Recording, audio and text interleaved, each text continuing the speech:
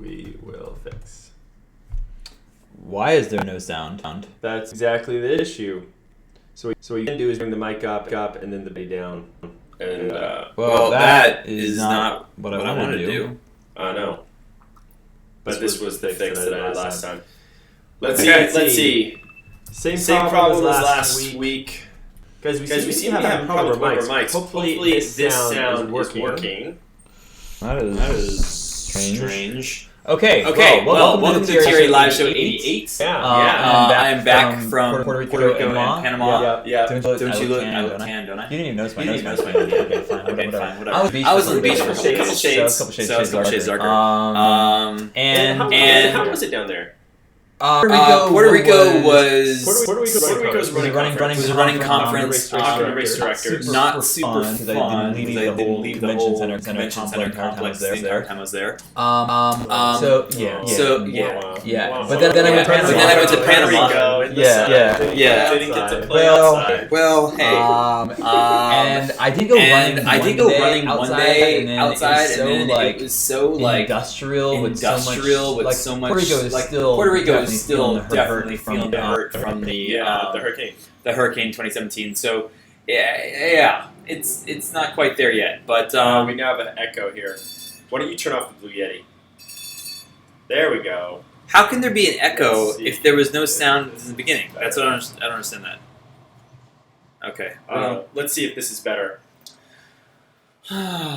Always something. It's always something. It throws you off your game a little bit. I had a little sound off. Carl and I were rolling for a couple of minutes before the sound things. Because you think we would have had this all dialed in, but we keep tinkering, trying to make things better. And every once in a while, 2 steps forward, 3 steps back. There we go. All right. Well, hey. No echo. TRE, the comedy edition. Yeah. You can get your tickets at the door. So anyhow, I was in Panama for a couple days. Couple interesting notes. How was the flight about from Panama. Puerto Rico to Panama? Well, it seems it went through Florida because I got the cheapest flight possible. You flew back to Florida and then to Panama. Okay. The whole idea of the trip was, hey, Puerto Rico is close to Panama. And then when I got the flight, I didn't actually notice. On the way home, I come straight home. Yeah. And then on the way there, I went through Florida. I had a 3.5-hour layover. Oh. Get a taco? Get a Starbucks iced latte? I did get them to upgrade me on my seats for 3 out of the 4 flights. Well, that's good. Cha-ching. You just got to ask. Gotta ask. This guy will always ask. Yep. Always. Don't be afraid. Don't be afraid to ask. Did I tell you that I'm giving a talk to the Airbnb women's group on negotiation tomorrow? Yeah? Oh. Did you ask to do that? I had somebody else ask for me. Actually, they asked me. Oh, that's also pretty good. That's cool. That's really cool. Yeah. Anyhow, so the Panama is actually an amazing, we used to occupy a fair portion of a military base in Panama. And so their culture is this weird amalgamation of all different cultures because there are so many countries that have gone there because it is the connection between the east and the west, Atlantic and Pacific side. Right. And so they're weird things, artifacts, they pay in US dollars. Okay. But if it's less than $1, your change will come back and half of it will be Panamanian change and half of it will be US change. And they're like, oh, our dime is the same as your dime. But it's not, because you couldn't come over here and take that dime and be like, hey, give me $1 for 10 of these. So anyhow, very weird, interesting stuff. Great. I had a great time. It's a beautiful country. So, yeah. So, Marin County being Marin County, in a very little hippy-dippy town called Fairfax, they started a couple years ago the Fairbuck, which was its own town's currency. Is that right? You could use at all the local stores. Can you do that? Oh, it's like a coupon. Okay. They had a central bank. They had the Fed. No, they did not. And they had me there for a second. It's right. ATMs is crazy. I think it was these wooden tokens that probably were phased out after a while because people were like, this is cool, but not this is also cooler. Yeah. I don't think people want multiple. Well, you know what's crazy? Now they have a Bitcoin currency. Money is just an idea. Yeah. Isn't it weird? It is. It's just numbers. Mm-hmm. That's it. It used to mean something. I got to read a couple. Back in the day, it used to mean something. Books. Yeah. My leisure. Did you pay with the Panamanian dimes or the other? I paid with my Audible account. Guys, my smoothie today is like it's darker and thicker than it's dark like and thick. Usual. Look at that. It is like I don't think it's a protein powder I'm putting there. I don't know. Feels like I'm drinking like a kale sludge level of stuff. Well, okay. So should we talk about something that is actually worthwhile besides? I think we should. Yeah. Welcome. Today we're talking about Andy Warbutton. Okay. Talk about Andy Warbutton. Just gonna railroad what I was about to say, and then just get on what you're gonna have to say. Welcome back, Craig. You're on the live show. Welcome back. So, Andy, let's talk about Andy Warbutton. Just wanted to say thanks for the dice on the Trex Airs a couple weeks back. I bought them and love them. That is very cool. Yeah. We are going to be launching a few cool videos with Aftershocks in a couple weeks. So you guys will get an opportunity to get your own pair, and we talked about them a little more. They are fun. I was actually this is about as San Francisco as it gets, meditating in the park with my Trex headphones earlier today. Yeah, what is all this other stuff we got in here? We got a whole Trex... Well, now we're giving them like the super uber preview. Oh. But the cat's out of the bag, so... Well, that's not yet. I haven't opened the bag yet. I don't even know. Yeah, so Andy, this doesn't help you out, but you'll be able to get a pair of your own Trex headphones. And again, this isn't live yet in a couple weeks. And they're going to send a cool little kit of things involved with it, including like a cool water bottle. And they have this can. That's a little towel, a little cooling towel in there. No. That's a cute little can. That just pops right off, and you just, boop. You just go right in there. Oh, it's not like a one-time use. It's like an actual... Yeah, it's like an actual little one of these. And then... I want one. And then you get a running belt, that you can put your phone in or some other stuff in there. So yeah, it's kind of cool. I'm totally into this towel thing. Good on you. Good on you, Trex. Well, you put that back because I don't know what we're supposed to do with these yet. That's right. That's right. Fine. You were in Panama. Others of us, we're not in Panama. But anyway, those are really cool. It's maddening to have things show up at your house and then they're not yours. I know. Always something there. All right. So today, guys, we are talking about running injuries, and I didn't want to talk about running injuries in the context of them happening to us. I want us to be the main agent here. So running injuries, and why are you doing this to yourself? Exactly. The blame is on you. It's all your fault. Yeah. No, we don't want to go that hard. But we want to talk about, some of those circumstances. Before we dive in, this week's giveaway is a pair of Gooder sunglasses. We have a good partner with them. These things are they're so fun. They got different sizes. They're polarized. They don't slip. And they don't bounce. These ones are the really fun colors. Iced by Blue Yeti. Iced by Blue Yeti. Right? I like that. How good? What's not to love about those? I was wearing Gooder sunglasses all week last week. Oh, I love that. Yeah, me too. We've been wearing them a lot. Our whole team wears them. And you can get a pair. So sign up in the link in the description of the video, and you'll get the page. You can enter, check them out, and be one of 2 lucky winners. And, of course, we'll do the drawing at the end of next week's. Yeah. Gooder. Also, I actually met these guys at the conference. Yeah. They gave me a new pair of sunglasses because I didn't have a pair with me. And, we're going to be doing some more stuff with these guys because we love their product. It is the essence of, it's not super expensive. Yep. Very affordable, high quality. It has, the basics right. Yeah. And they're fun and funky. They're super fun and funky. I think everyone likes to wear them. You make a little bit of a statement, and they've got the function there. We're actually offering a deal where you can become a training club member and get a pair. I want other companies to be kind of like this one. What would be the shirt equivalent of this, or the running short equivalent of this? I know they're they're nailing it on the marketing end. So check those guys out. But let's not get too far down the rabbit hole. Okay. How's your body holding up? I was just telling Nate that after a week on the road of different hotels and trying to get, I got a lot of workouts in actually, but I did not get a lot of self-care in. And coming back and spending all the time on an airplane, I go outside and I'm I need to spend more time on my body. And I went into the gym yesterday and spent a good 45 minutes afterwards, working out on a So this is an interesting word and concept, self-care, because a lot of times when people say, I'm going to work on my body, they're like, well, that's what the running is supposed to do.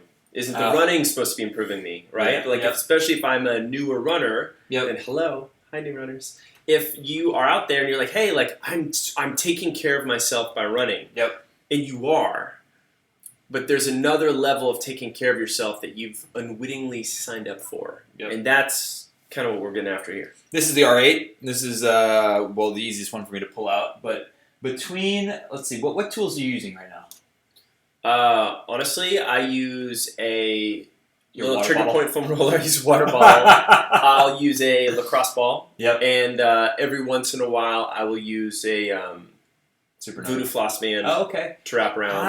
And then I use the Rogue bands. Like attached to a pole to open up my hips. Those are kind of my go-tos. Okay. I would like to get back on the. I don't have an attachment point that's very easy at my house. I started attaching it to the door frame, and then the door started coming off. I use the R8. I like it because it is easy to do when I'm on the couch or just sitting here on a phone call. I will work out my like IT bands. I have found something that is actually great. Guy running everywhere. This is the what's this called? The Supernova. You can use this or any large like softball or whatever it is. It's not really important. But what I have found for so long, what I would do is I'd find a hard spot, and I would let's say this is my hamstring, and I would go across like this, and it'd be like, it'd be painful. And honestly, it never really got less pain, especially on my quads. You know, if you have somebody stand on your quads like they do sometimes, it is really painful. And the more that I run, the more painful it becomes. I saw a PT when I was in South Africa.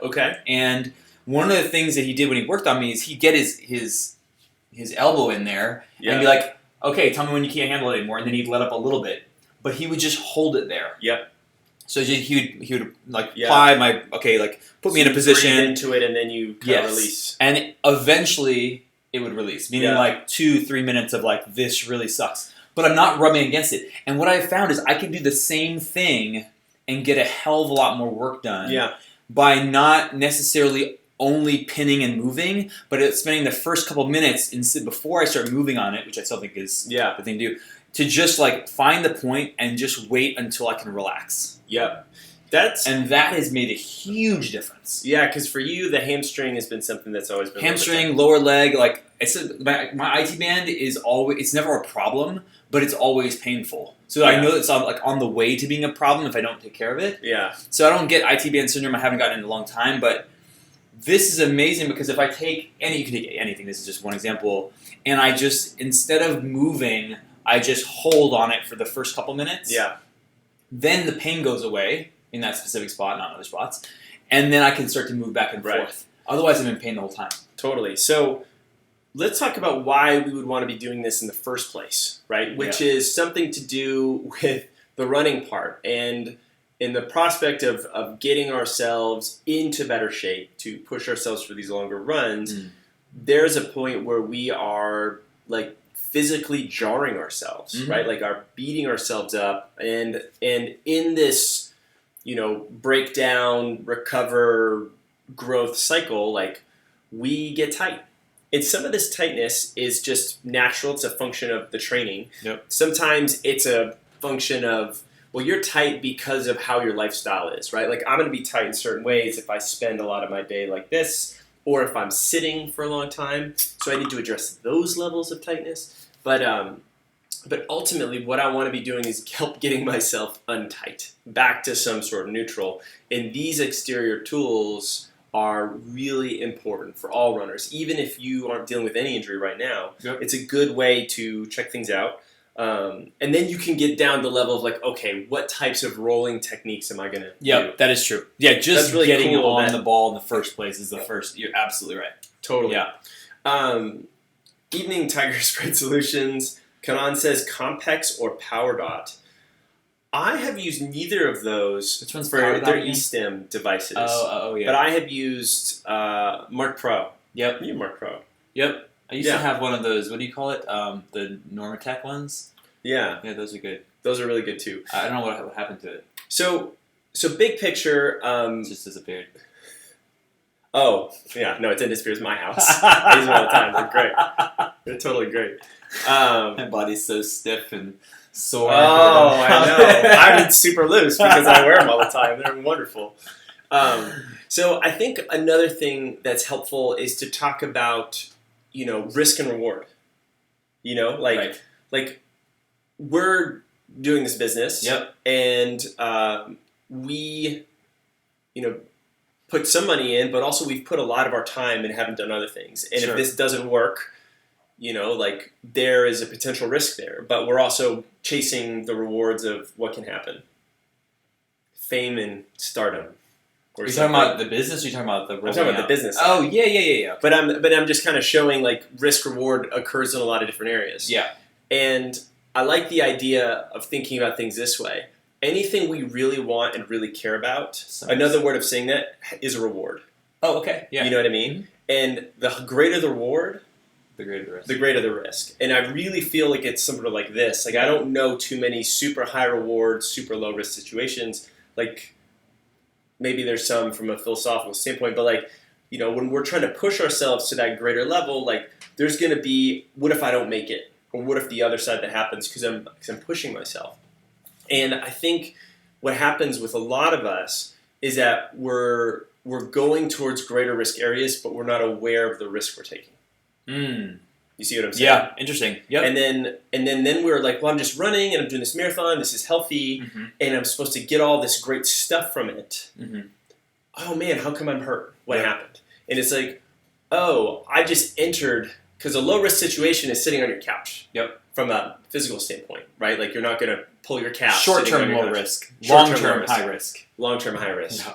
I know this gets convoluted quick, but just from the risk from physical injuries, you could say that if I'm relatively steady, or let's put it this way: the runner who runs 3 to 4 times a week, 20 to 30 minutes per time, is probably in a lower risk situation than the runner who runs 6 times a week and runs 8 to 10 miles at a time.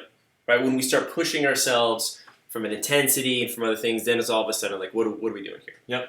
And the trick, the thing that I've always seen, it's not really the trick, but the issue that I've always seen with you guys, and be honest with yourselves, when you start running more, getting closer to half of the full marathons, training takes longer, you're more tired, and all of a sudden you're like, I just want to sit down. I just want to rush to the next thing. Agreed. As opposed to do all the stuff that you're supposed to do. I think one of the things when you enter a race, sometimes look at it as like a binary thing. Hey, I'm going to try to run a marathon, which means I'm going to try to finish a marathon. And the risk that you are incurring is proportional to, the effort you're putting in and how much training do you have. So people are asking, hey, do you think I could run a marathon? I have 4 weeks left. I'm like, absolutely you can. I could say it to almost anybody. If you are determined enough, your body can make it through the mileage. Now, what's the risk? The risk is with 4 weeks of training and not a big base, you may risk Tell about your friend in New York. I was just thinking about him. So my friend Tyler. Oh man, we saw him the New York City Marathon. Was not last year, the year before. Did not follow my training advice. No, but is a very competitive. Turns out, very competitive fellow. Yeah. And he was racing his business partner. This is so great. So we're in Central Park on Saturday, the day before the race, and we were leading a fun kind of warm up and meet and greet for really all of you guys. So we'll be at races again this year. If you're in Boston, we're gonna be going to London, Chicago, New York. You can come meet us and hang. So he came to one of those sessions. And he was like, "Yeah, I'm entered the race." I'm like, "Oh, that's great. How's training been going?" I was like, "Well, it hasn't really been." It's he's running a restaurant, he's super busy, and I don't know how he got a bib. But it was, I don't know if he signed up a long time ago and forgot. I can't remember. No, he didn't forget. He got the bib and he knew that he should have trained and he did not. He asked me a week before, he's like, okay, just tell me, what can I do? I'm like, at this point, just hydrate. Right, and basically I told him, and I was like, look, make this a fun, catered, long-run experience because, to be honest, to Tyler, he hadn't earned the right yet to really push himself and come out the other end okay. And Wait to hear what happens. You ready for this? Okay. And so I told look, man, take a lot of walk breaks, run a little bit, a lot of photos of the crowd, high five people, eat a lot, drink a lot at the aid stations, just just make this like you're going out for a 26-mile hike through the city. Yeah. Like it'll take a long time, but enjoy it. And he basically is just like, screw it. And he was with his buddy, and he's like, we just put our head down and basically ran as hard as we could. He's a fairly he's done things like Tyler, we're not throwing shade across, if you're out there. I'm throwing shade, Tyler. I'm definitely throwing shade. Hike across like Japan. He's done other running. Like he has some athletic background. We hiked Mount Whitney together, and he was like a goat. But he was really out of shape. So, and he was racing his friend. Right. And he was very competitive. Oh, that's and his right. friend had trained. Oh, man. And so he's racing his friend, and he doesn't know where his friend is. He's out ahead. Yeah. And he starts feeling the hurt come on. Yeah. I can't remember what mile. He gave me the full blow. Eventually, people are like helping him because he's basically like other runners are like helping him because he can't even walk forward. Yeah. He is completely spent. He makes it across the finish line, beats his friend by something like 45 seconds or something, even though he was a half an hour ahead of him initially. Oh, my word. And, okay, he's at the end. Okay, great. He's done it. He has a meal, goes back to his hotel room, not feeling really great, obviously, and wakes up on the bathroom floor of his hotel. Oh, wow. Like, passed out, came to, and was like, oh, something's very wrong. Thankfully, one of our other friends had come to see him and found him there and was like, we're going to take you to the hospital. Turns out, he had rhabdomyosis. Yes. If you don't know what rhabdomyosis is, it is when you have... I don't know. I know. Do you? It's like basically when your... I believe it's like catabolizing your protein and muscles like and your liver. It's like your liver can't process something. If you guys would know the formal definition, but basically it's very bad. You can die from it. You can die from it, and it is usually related to such intense breakdown that so much basically poison is released into your blood, and your body can't process it. Yeah, you're basically catabolizing, and the like excrement or the things that are produced, like your liver cannot process it. Totally, you can die from this. It's a very unscientific explanation. Anyhow, it's very bad. But here's the thing: it usually only happens in like HIIT type of workouts. So, high intensity. So in the early days, CrossFit was super infamous for this. When they took super out of shape people and they made them do 50 pull-ups and 50 thrusters, and they go vomit, and then they go home, and all of a sudden they would get some swollen body part. And their muscles swell up. They called it rhabdo, and it was just they made it like a character. But to have it happen in a marathon means that you not only hit the edge, you went past it and kept going in midair before you realized that you were falling. Yeah, that was a new one. I didn't even know it was possible. I've heard of people throwing up. I've heard of people passing out. I have definitely done both those things. I have never come close to the that is I gave him a lot of kudos for wow, that is impressive and really, really stupid. Yeah. But good job, Tyler. I'm gonna make sure to send this video to you so you can talk. Yeah, exactly. Yeah, so that's a situation where most people are like, well, that was dumb. Yeah. But the secret is we all kind of do dumb stuff, and there's just scale. It's dumb that's dumb at scale. Yeah. And sometimes the dumb stuff is only dumb to other people or in hindsight. We don't know what we're blind to. Yeah. And sometimes there are things I know I should be doing this, and we don't. That's another. Did you know that he was going to do the San Francisco Marathon when we were doing the half? And he's like, oh, you want to do the full? I'm like, Tyler, I've been training for the last 2 months, and I'm doing the half. I know. How are you doing the full?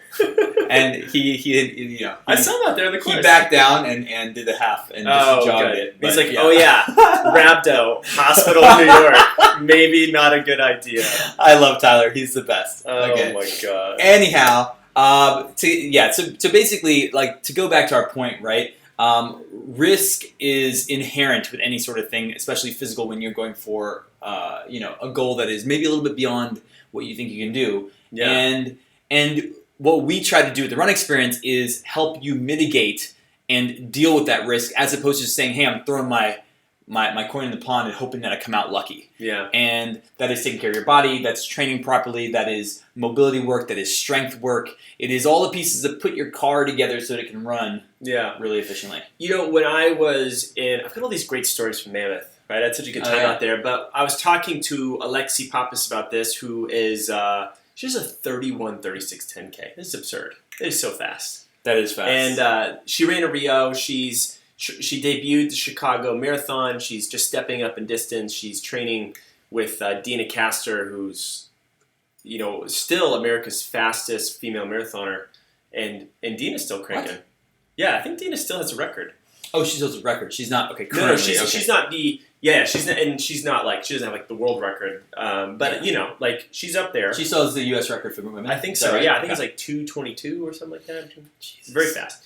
But anyway, like she takes her social media presence and following really seriously. Yeah. And she purposely doesn't share her workout times, her mileage, her distance. Like when you like talk to a lot of like runners, a lot of people ask like, "Hey, like what's your mileage?" It's like honestly it's like the douchey running question of like how much you bench. Yeah, that is so true. And it's like, oh my god, that's right. That's the number we throw around. And look, like if you guys true. like if you're proud of it, what's your mileage right now?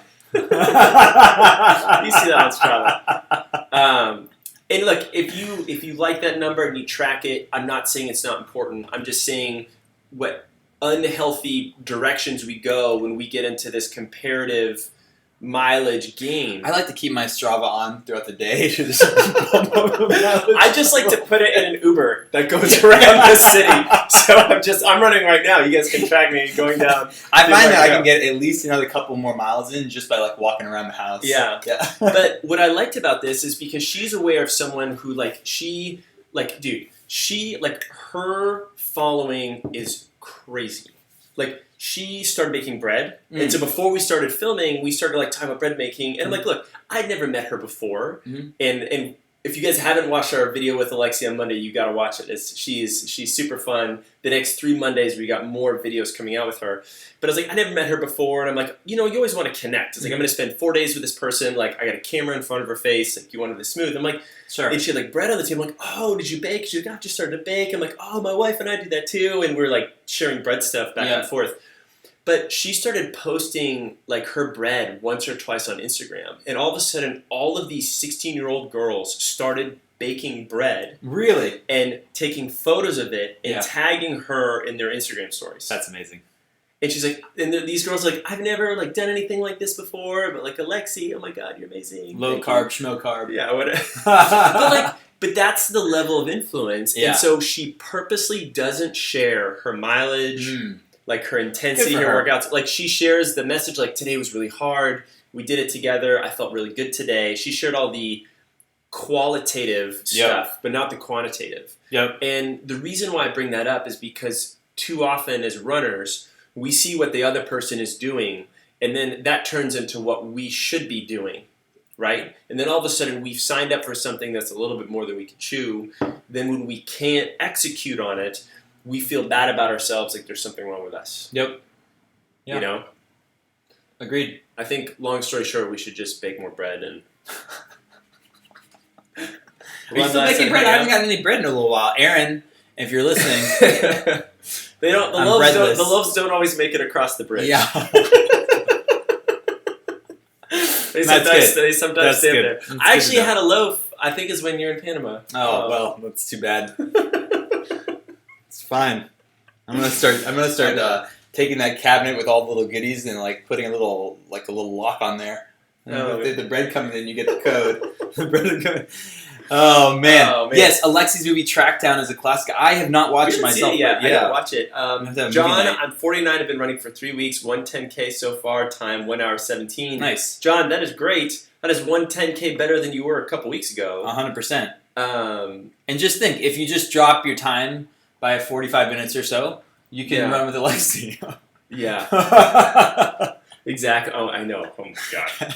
That is, the thing about running that is satisfying is the continual progress, right? Yeah. And wherever you start, if you are, they say compete against yourself. I have found, honestly, stopping from competing against myself has actually been the most fun thing.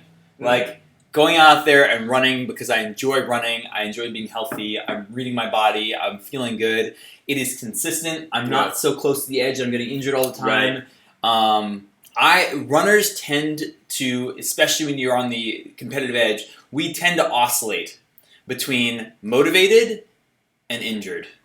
Motivated and injured. And like, it is very easy, if you're not paying attention to your body, that the only feedback that you really get is, hey, I can try harder, more miles, harder workouts, whatever. Yeah. I get injured. Oh, that was too much. Now I go back down. I'm like depressed because I can't run as much. Oh, I missed my race. I missed my goal. I'm getting out of shape. And then we start again. Oh, I'm better. Let's try it again. And I oscillated between those two states for years and years, and used ibuprofen when I was not allowed to be injured. Yeah. And the truth is, like, it's finding the middle path, the noble way. Yeah, that's sort of the thing. You know, I'm really enjoying my running as well right now. The middle way. Oh. The end to suffering.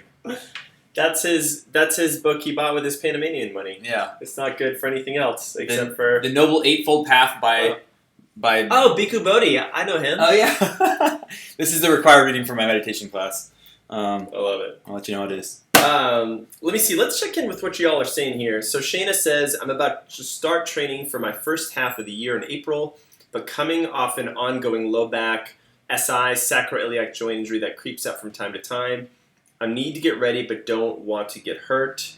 Yeah, that is a tricky thing. You know, a lot of times what's interesting to me is that some of us put ourselves in one category or the other. Like, I'm a person who's really stiff, right? Versus a person who's like, ooh, I'm like a yogi and I'm all like loose and limber. Yep. We're never just one or the other. We're always both. Mm-hmm. And there are different parts of the area that could be one or the other. So, for example, if I'm really stiff in the shoulders or at the hips, my low back is going to take up the slack and move a lot more. So I could be really stiff in certain body parts, but then really exposed and unstable in the pelvis and the low back, which a lot of runners are, and that creates a lot of those issues. Yep. So Shayna, what I would say are things to continually short-term, like work on releasing your hamstrings, your quad, getting into that inner quad will be really good, your glutes, your low back, and then just a lot of stability. And Shayna, I think, is in our training club, is she not? I recognize your name so much, I assume that you are. If you're not, at least jump in there for a month and work on the stuff in the injury prevention program. It behooves you to like work on your body as much as you're working on running. But this is where strength was. Like, just with my runners this morning, I had them do a barbell complex where they worked on 1 or 2 power cleans, they worked on some front rack lunges, and they worked on this overhead push press. And at one lens, you could say, oh, I'm working on like their hip explosiveness, and I'm strengthening their quads and their glutes, and it's like, those aren't wrong. But what I'm doing from another lens is that I am challenging their midline stability through all of these different shapes and positions and under duress. Like, they have to hold this bar, they have to navigate and move around overhead, in front of them while lunging, and can they breathe? Can that spine be pretty locked in without moving around? And that's the trick, and that's really hard for everyone, right? So we all have our edges, and the goal is, can we identify where those edges are and push those edges out? I feel the pushing those edges out is always where when you're riding the line. It's like, if you're going to ride the line of mental edges. Mental edges. We're pushing our mental edges out to expand by taking the Noble Eightfold Path. I want to know if his previous book was the Sevenfold Path. And he found the 8th one? You know? It's the 8th is the right way. Yeah. I'm being such a jerk. I should not be making fun of this at all. Honestly, I've never... and I think it's cool. Do you read these? These books are very hard for me to read. philosophy. Oh, you do? Mm-hmm. Okay. I have a book for you, actually. I read over the break. You'll like it. Panama?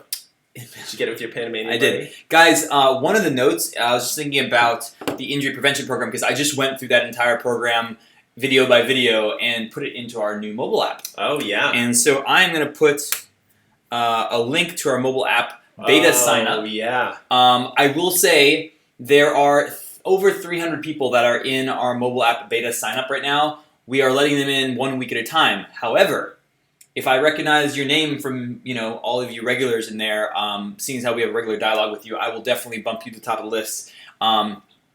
It's still very, we got a lot of issues of working out with that program, but it is really cool. Craig has been staring at this like this close for a long time. Like I have been working on other things, gladly not working on this. I didn't realize how much he had not seen it. Oh, I had really not seen it. I had really made sure not to see it. But I went through some of it last week, and I was really excited. Yeah. This is like, we have a team of developers working on this. Like, this is going to be a new, really immersive way to follow and train on our stuff. So it's like, it looks really good, guys. And the other like just benefit is that all of our team is in the app. And there's a community section. You can ask questions. There's a question section, and so you just get a lot of attention from us because we're like on it right now. So. And this is the only place to get it because you guys are here watching this show. You get this super early access. Tips on how to run a faster mile without much training. I have one Papa Shucks tip.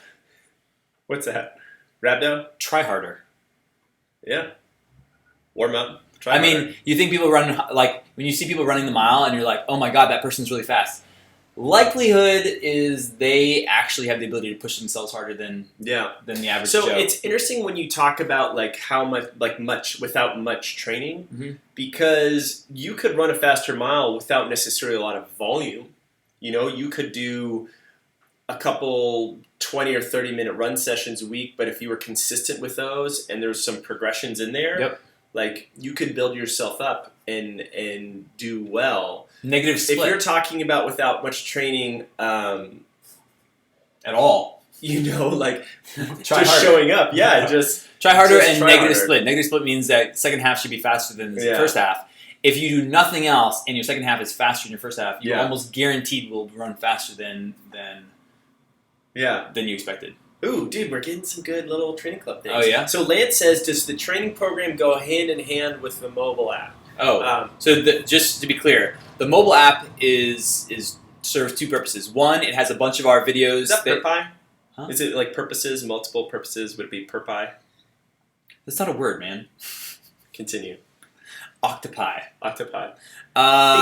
It's confusing. Anyone who's like English is second language, I'm sorry. Is English your second language? Is it? We were having some grammar questions this morning, not Nate's, but in general. I lost my train of thought. The mobile app has two purposes. One is that it lets you access our community stuff, and it access all of our like YouTube videos and stuff are on there natively in the app. And so when new videos come out, you'll see them there. And then the main purpose is that it has all of our training programs and all of our weekly running tune-ups. So there's new, fresh content in there every day. It allows you to ask questions. It allows you to communicate with other runners, post videos. There's actually a tracking portion, so like you can record your runs on there. It lets us see how far you've gone. Like if you are tracking your half marathon program through there, like we can see what you've done, and if you have questions, that sort of thing, it lets us kind of analyze what you've done, what you haven't. Cool stuff, guys. And we are still open to new features. So we are still developing for the next few months, like before the first version comes out. We want your feedback. So yes, Troy, if you want the mobile app for sure, man. Definitely, we'll get you in there. Should we address Brian's question right here? Yeah, I started a 30-day challenge early Jan. Fantastic. My first 3 weeks were good. Knee pain has kept me sidelined since. I have been doing every knee injury exercise that I could find. Okay, well, first of all, there is such thing as overdoing it. The knee injury exercise. Yeah, so Brian, first of all, I would want knee pain is so it's amorphous, and we can't diagnose you online, right? So let's just put that out there. What I would say is,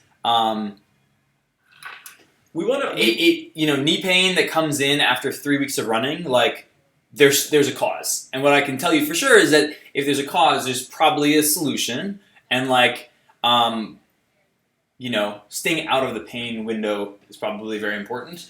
I think that we're as coaches, guys, we're walking this fine line between hyping you up and pushing you and motivating you guys to do one more rep and go faster, and showing you when and how you need to pull things back. It's this fine dance that we all have to do. And we try to build into our programs the ability for you guys to find your way. Because I have worked for years with athletes one-on-one. And when I work with athletes one-on-one, I would talk to them on a regular basis. I would, personally write in all their workouts that fits their immediate needs and their schedules. And yet, I'm still not the boss of their training. Yep. That person is. Mm-hmm. Because think about the number of decisions you make on a day-to-day basis. As your run coach, they can't tell you or be at your bedside being like, dude, you got to go to bed now. Like, dude, you got to put that beer down and pick up a glass of water. Yep. Dude, I noticed you skipped your mobility cooldown because you were rushed and you're on the go. Like, you got to stop and do this. I'll reschedule your next meeting. Like, there's so much that we really kind of have to own. And then our job as coaches is to support you in those decisions, fill in those knowledge gaps when you need a little bit more help, and just kind of keep you motivated. The other thing is, whenever you're training with running, it's never going to be a 100% this. Like, there's going to be these little ups and downs that occur. And I always like to think of, if I have had knee pain and I've never experienced before, maybe this is a fool me once situation. Yep. It's like, okay, I'm going to lick my wounds. I'm going to dig into potentially what the cause is, work on some of these exercises, and I'm going to get myself better. The danger is when I get the fool me twice situation, because it's fool me twice, it's shame on me. Right. I've did it, I don't know what's happened, and I've then put myself in the same situation again. Now, for some of you guys, when you start doing these exercises, you're great, I watched this video, I did the couch stretch once, I'm fixed. Yeah. And it doesn't always work that way, right? The thing we talk about with our business, right, and I just say this is an analogous way, is like, look, it takes as long as it takes. Yep. That could be a short period of time, it could be a longer period of time, but we have to focus on the process of making ourselves better. And with running, it's the same thing. How long till I get faster, till I break that 2-hour PR, till I get over my knee injury? It's like, it takes as long as it takes.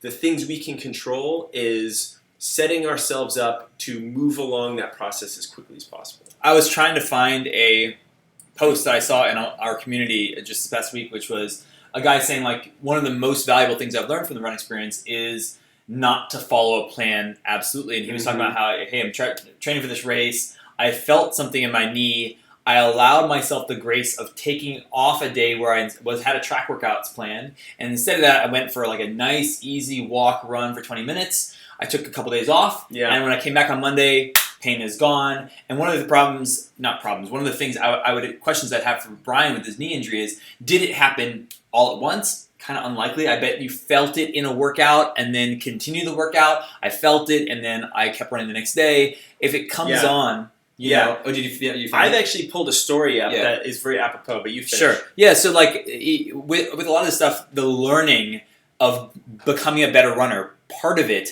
is learning to read your body. Yeah. The reason that I don't have as many injuries right now is because I'm way more attuned, and when something happens, I feel some tightness in my hamstring. I'm like, I need to address that. Right?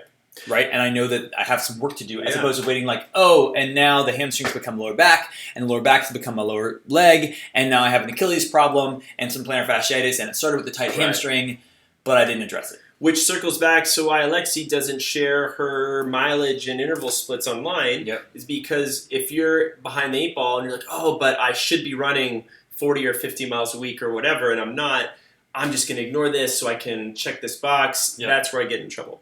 But guys, I wanted to share this from you. I actually screenshotted this from Alan, one of our community members.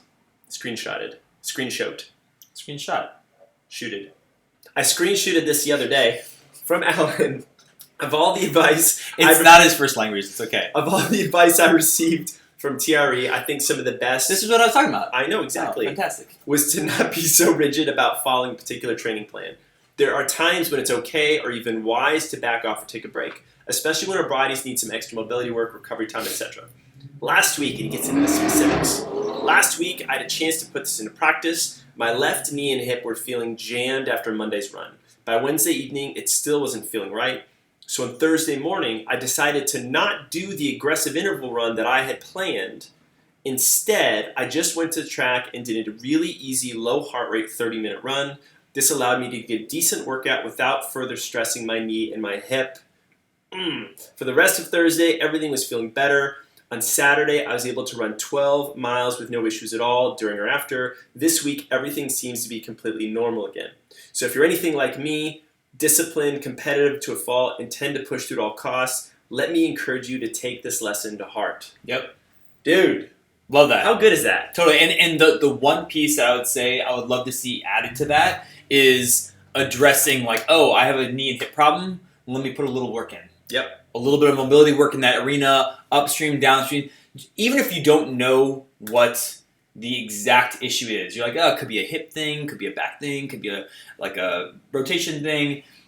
You're not going to hurt yourself by putting in a little bit of mobility work around that area and giving yourself just think about it as a little bit more insurance. Look, guys, we hear you. Like Gina is saying, chronic shin splints are really starting to tick me off.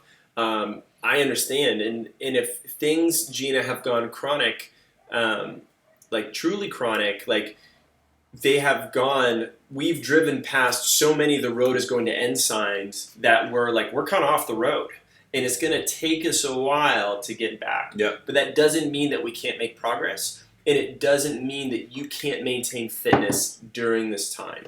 And what that might mean is less running and more cross-training and an opportunity to really dig into your strength. And one of the things that I did not understand as a younger runner and before I'd met you and we kind of worked on a lot of my issues was that I would have something like shin splints come up. And I was like, yeah, I'm a runner who has tight hamstrings, but okay, what runner doesn't have tight hamstrings? Like, I have really tight hamstrings, but this isn't a hamstring problem. It's my shins. Yeah. Like my shins are what the problem is. And what I didn't realize was how connected that stuff is. So, maybe this is Gina's problem, maybe it's not, but like I think it is very common as a runner to be like, well, the problem's here. I need to fix this problem. Yes, I know that I have no overhead movement. Yes, I know that I have lower back issues. My psoas is really tight, but that's not the problem. The problem is my plantar fasciitis. Right. And so I'm going to roll in this ball on my foot, and that's nothing's happening. And the truth is, sometimes even without knowing specifically, you can just address problems where we all know that we have stuff. And I think take a holistic view of yourself, and if you have an area that needs work, even if it's not the area that you think is being affected, oftentimes if you know there's a problem there, it is affecting you in a way you don't understand. Yeah, very true. Yeah. And as runners, we're going to deal with some of this, and it's our job to take that for better. And guys, here's the thing: there are some freaks out there that can do whatever, smoke cigars every day, drink whiskey at night, eat bacon all the time, and they live till they're 130. You do 2 out of those 3. They do. They live till they're 130, and they've never got an issue. Right, but then there are elite runners like Dathan Ritzenheim, who's I've had 20 stress fractures or something stupid, right? Yeah. However, didn't he literally have? He was something like that, 20, 25. Literally 20. It was enough that you could calculate it every 18 months for the last 20 years or whatever he's had a stress fracture. And I want to share this because we're not trying to shame anyone here, but we're just trying to share we've all dealt with this. It's a really common psyche.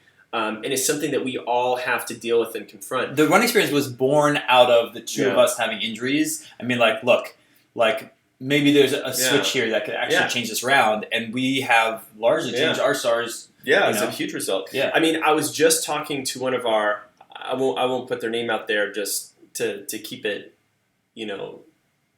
confidential that way. I was talking to a collegiate runner the other day who is get out of here. So I was just chatting about training and things catch up, and he had been experiencing this problem with an ankle and a foot, and things were just a little bit off. And he's like, I think it was this shoe, but then all of a sudden I started wearing this certain pair of super supportive Nike shoes. This has gone away. My foot feels good. Mm-hmm. So I don't wear my other shoes around class anymore. I just wear this. Yeah. And he's like, I'm good.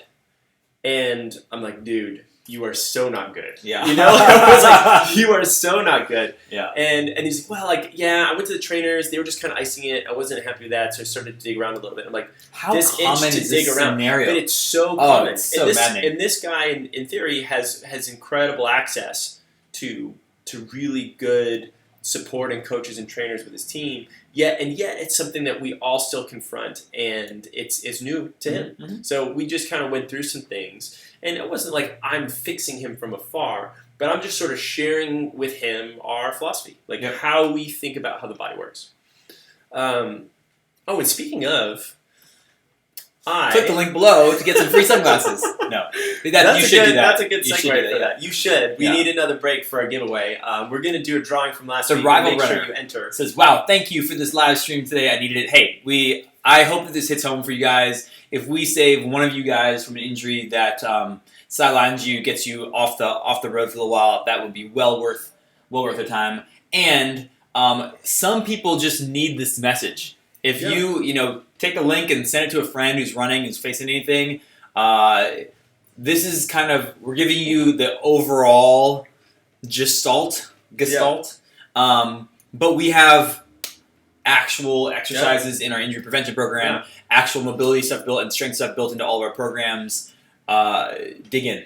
And we're putting this out there in this incredible supportive community to make it so easy for you. And so if things happen, is remember this, like the miles you want to run, this is something we like to say a decent amount, is like, it's not a right. Like no one deserves to run a marathon or to run 30 or 40 or 50 miles a week, or I see this person running. Right. Earn your miles, folks. Earn your miles. Like it is a privilege that has to be earned. Right. And that's really what we have to think about it as, right? Like we have the right to move in our bodies. We have the right to run some. We don't have the right to run marathons or extended periods. Like if you signed up for that and you did this race and you're like, oh, but I'm in bad position, my body hurts, but I have this race that's in 8 weeks. Like middle finger to your race. Like your body doesn't care. You know what I mean? Like are you in a position to do this well or not? And going back to the risk reward thing, if this is your Olympic Games World Championship moment, you're behind the 8 ball, but you've put so much time in this, your whole family is flying from around the world to see you perform in this one thing, and you're like, be that as it may, I'm going to take this risk. Great. Our job as coaches is to help support you as much as we can and soften the landing. Yeah. But for a lot of us, we unknowingly stray in that direction due to arbitrary deadlines put onto us by races. Unless you're Tyler and going to end up with rhabdo, in which case that landing is so sharp, we do not support it. Yeah. I guess I speak about this as much as personal experience. Yeah. You know what I'm really fun to do after this last show? Oh. Get my VO2 max tested. Okay, what I told him and my run gait analysis is that a VO2 max is not a true max unless you pass out. That is the max. Otherwise, it's just max effort, which is not the same thing. It's not even that. It's like hard effort. So your job. Okay. So this is true. Should you choose to accept it? So I don't know if you guys have ever done, or if any of you guys have ever done a VO2 max test before. I've probably 3 of them in the past, but it's been years. I've never done it. And the previous times I did them was on a bike, which was a softer landing if you passed out. Right? You were locked into the bike. And you should have somebody there. If you want, I'll come and I'll catch you. No, you got to work on the app. Oh, okay. You got to stay and work on that. That's my own VO2 max. Exactly. But it's a test where you literally go to failure, right? So it's like that you're going to keep going until your body fails. Who else is going to be there? Can we get a video of this? Guys, this is going to be on our channel. Like, these videos are launching in March. Morgan is meeting me there. All the more reason you better go until you cannot. I want to see the edge. This is what motivates me. I want to see the edge. I mean, like, you guys are gonna see Nate's going to get like the frothing on the mouth. It's going to get red. Yeah. The beard will just start disappearing because it's so red. It's just yeah. Yes. I want to see it. But, guys, you should stay tuned because I cannot wait for it's going to be good. So we'll get to update this, and look at this guy. He's just so excited to see me in physical pain. Oh, man. There's only one thing better than getting your VO2 max, which is sitting alongside to see somebody else get their VO2 max. Yeah. So anyway, I'm going to share that, and these numbers they kind of like roughly share like your engine capacity, right? Like how much oxygen your body can uptake and absorb. Exactly. How much can you bench? How much can you bench? I remember, actually, a funny quip about this. before Lance Armstrong was ousted out of all races, and before when he ran the Boston, I think it was Boston the first time. I was running Boston that year too, and he and I were roughly. I saw him during the race. We were like, I think he beat me by like a minute or something like that. And yeah. Well, did he have like bodyguards around him? Like really? He had a group around him. Bodyguards? He definitely had a group, and some of them were just runners. Yeah. But in the Runner's World magazine, I think it's Runner's World, they compared his VO2 max to whoever was Kipchoge or something like that. It was like whoever's winning at that point. And he had like roughly the same max, and he was saying, you know, I've never run a marathon before. Yeah. Maybe I can break 245. Maybe I can break 230. Who knows? Because my VO2 max is the same. Yeah. What he said after the race was very, very different, which is, you know, he didn't realize, like, he's like, wow, I have a lot of respect for runners. The amount of pain that you guys go through is unreal, because he always talks about, you know, just like riding through the pain. And pain, it's not one is worse than the other, it's just that it's different. It's a different sport. Like, you can measure VO2 max, running, cycling are probably the two common tests, but these are important numbers for a lot of endurance athletes, or they probably used to be more important than they are now. Yeah. But, like, it's, like, you can't compare just because you have the same number and one guy's a cross-country skier and the other one's a cyclist that they're going to... The potential's the same. Like, maybe if Lance had spent as much time running and developed all the way... And was built completely differently and had the body mechanics. It's only one factor, exactly. Yeah. There's so many other things that go into it, which is interesting. Yeah, if you put the same engine in an SUV that you do in a Porsche, it's not going to perform the same. Right. The body is different. The mechanics are different. Like, it's not the same thing. It's just one factor. Totally. But the other thing I'm excited to do is I'm going to do a gait analysis. Okay. And I haven't done a gait analysis in a while. This, So I'm excited to talk to these guys. It's been a while since I've gotten looked at, so I'm excited just to kind of see. And you're running pretty well right now, right? I feel my running has been on a good little streak right now. It's been a whole lot of fun. Guys, it is 2 minutes to the top of the hour. So we're going to do our giveaway from last week. A 3-month training club membership from last week with the show with Carl. And of course, tune in next week. We'll see who wins the sunglasses. We got 2 winners here. It's like, I mean, be excited with the sunglasses. Like, the 3-month membership, especially for all the stuff we're talking about, totally. is so big. Let's see here. We have Graham Carter. Hey, look at this. From Brighton, England. No way. And Shayna Scott. Shayna, I'm very happy for you. Thank you for being on the show today. Yeah. You won a 3-month membership. You were asking about your half marathon, right? Yeah. And if you are not in our training club, well, here's the 3 months. And if you are in a training club, then we will still give you the 3 months. Yeah. Just make sure you email Jessica. Yeah, I will email you guys either later today or tomorrow morning with your access to get in there. And 3 months is perfect guys. for the half. Marathon. It's perfect for the half. Yep. So great job, guys. It's the end of the show. Guys, I will still be here next week. I will be here next week.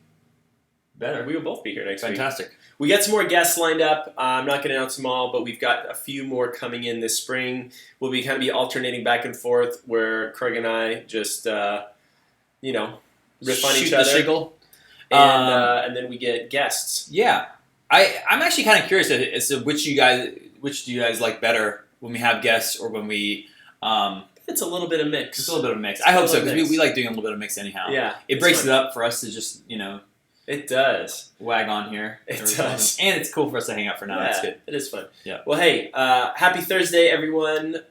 Enjoy. Stay tuned for Alexi's next video coming out on Monday. Drops on Monday. If you haven't taken advantage, UCAN has a really cool deal where you can get 5 packets of some of their best stuff for $10 shipped directly to you. The link is in the video from Monday. You'll see it again next Monday. So please go patronize them, support us in the process. UCAN products are great. And I'm going to go get my butt kicked, guys. I can't wait. Guys, we'll see you next week. Hold on. Here comes our snazzy outro.